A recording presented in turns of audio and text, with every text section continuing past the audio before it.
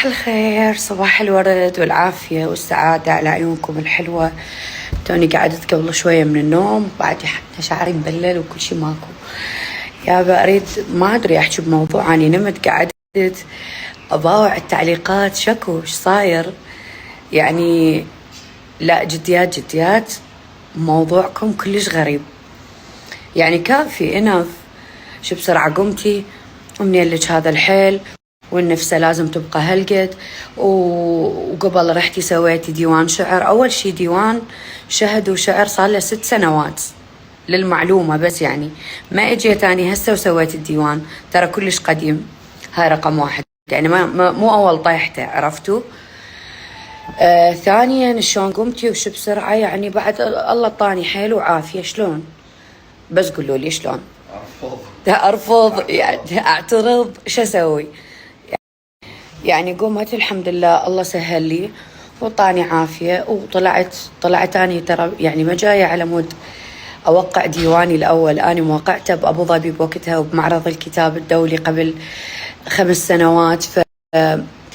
جيت بس على مود أطلع من الستريس اللي صار علي كلش. تعرفون كل زين النفسة هواي يجوها خطار وهواي لودت، فقلت أطلع بس أغير جو يعني. ما رحت مكان بعيد، شمرة عسل للكويت. زين ليش هالتعليقات السلبية؟ وين عايفة بنتك؟ عايفتها بتشول بنتي، عايفتها هم ببيتها بنتي. زين فاجيت اني لانه كلش انضغطت، قلت اغير جو كم يوم، بنفس الوقت أوقع ما تبقى من الديوان مالتي القديم، لا أكثر ولا أقل. ذكروا الله، قولوا ما شاء الله، يعني هي العافية من رب العالمين. تردون تأخذوها من الواحد؟ ماكو داعي والله. أتوقع المفروض تكون. ويجوز انتم ما تدرون الحمل الأول إيش قد كان صعب علي، وإيش قد مريت بوعكة صحية، ووصلت الموت أني بناي، بس ما حكيت لكم. بقيت 40 يوم ما طالعة، بس الحمد لله بهذا حملي الله عوضني وقمت بصحة وعافية. فقلت أجي وأغير جو أني وفهد. مو غلط يعني، ليش كل هالكم الهائل من الحسد والغيرة والغل يعني ليش ما تعرف يعني. العوافية من الله، تردون تاخذوها. اعتبروني يعني هسه شو الأجانب تكيفون عليهم، أو والله أول طفل نفضت عيالها وقامت وسافرت. اعتبروني أمريكية، بريطانية، روسية، فلبينية، والله طاها عمر وعافية وسافرت. مو تكيفون وتطربون ليش؟ لا إنه ليش معنى صدق كذب. قولي يا الله والله. يلا خذ راحتك حبيبي. والله كلش هواية زعلتني المسجات والكم الهائل. وبعدين خليني أقول لكم شغلة، على الرغم من أني زعلانة من بعض المسجات بس ما يخالف. أني ترى بحملي الأول مريت بوعكة صحية يمكن بس رب العالمين يدري بيها، وبقيت 40 يوم أني نايمة بالبيت وما طلعت، وأنتم تعرفون كل الزين. فبهذا حملي الله سهل لي. قولوا ما شاء الله، قولوا الله يوفقك، قولوا يعني تمنوا لي الخير، ما بيها شيء. ما أعتقد الكلمة الطيبة تاخذ من عندكم هواية، والله العظيم ما تخسرون. ليش هالغل والحسد والحقد يعني بصراحة زعلتني هواي مسجات.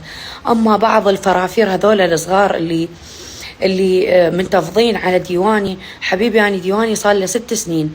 أنت يمكن ما تدري، كنت صغيروني يمكن بعدك. أنت قوة دفعوك من السادس، دا تقارني بنازك الملائكة وبالجواهري. أنت حافظ للجواهري، حافظ لك بيت النازك الملائكة، بس سامعني وتعرفني وحافظني بدليل كاتب انت شو تقولين بالديوان؟ طلقني اريد ارتاح. اي ما دامك حافظني وطلقني اريد ارتاح والغايب لكم. اكيد طبعا، ما اني طارحه ديواني شعر شعبي عراقي واللهجه عراقيه والعالم يعرفون، وبلدان الخليج من تصدر لهم الديوان يعرفوني. اني طارحه اسمي مو شاعره فصيح، اني شاعره شعبيه، اوكي يعني لهجه عراقيه. فانت تقارني بنازك الملائكه وبالسياب وبالجواهري. لكل زمان إله وقته. زين أنت ما حافظ لهم شيء. أنت إلى الآن كاتب لي أنت شو راح تكتبين بالديوان؟ يا حولة توافين آدم ترى يخون. إيه يخون طبعا، شلون لعد؟ إذا أنت متابعني وحافظني، إذا أنا مستفزتك، فليش ضايج يعني؟ أنت من السادس أو الثالث طلعوك بالدفرات يا حبيبي. ليش زعلان؟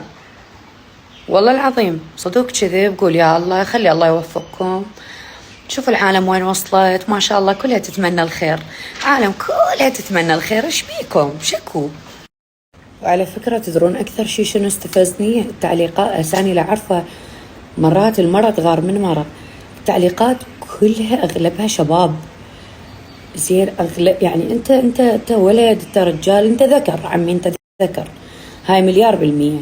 اللي يحشر نفسه بسوالف النسوان بصراحة أنا أعتبره ذكر هذا.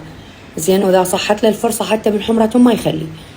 شعليك أنت نفسه، أنت ما أدري شنو، أنت كل شيء ما بيك، نسواننا ما أدري إيش صار بيهن. شعليه بنسوانكم شو أمهاتنا قبل يحبلن ويجيبن ويقومن يشتغلن وينظفن ويكنسن ويمسحن. شنو السالفة؟ شنو الموضوع؟ صدق كذب يعني ما عندك اهتمامات ثانية ما عندكم؟ ليش؟ شكو ايش صاير؟